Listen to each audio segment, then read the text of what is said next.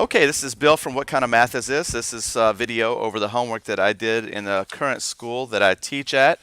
This is on determining whether or not it is a function based off a few clues. The homework I gave you looked like this, what you see on my desktop. As you can see, the answers are there, so pretty much straightforward. Now, I want you to understand why it's a function. I'm going to start with number one. Let's go here. And I need to have a pen that will write. We'll go blue. All right, it's not a function because x equals -5. It needs to be y, not x. All right, we don't know what x is determined or what x is going to equal, so that's why it's not a function.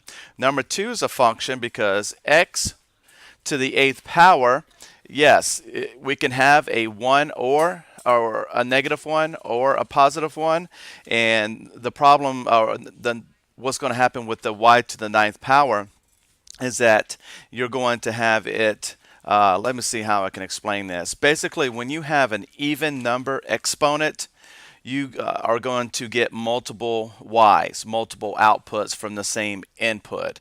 If you actually went and did it, and I'll do it just so you understand, -1 times -1, of course, is a +1, and then you do it again, and then you do it again, and so on. And what you end up with is that anytime you see an even exponent, it's not going to be a function. It's not going to be a function. However, this one's different.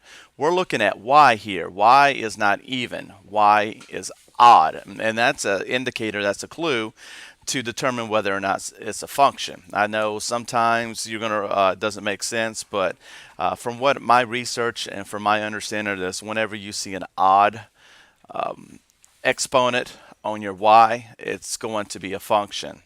All right, now with that said, that doesn't mean that every single time. I'm just telling you the majority of the time. Now look at number 3 here.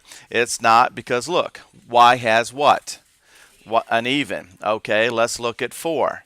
All right, 4 is, look at y. Y has a even. Okay, again, 5, look at this. That is odd, so it's a function.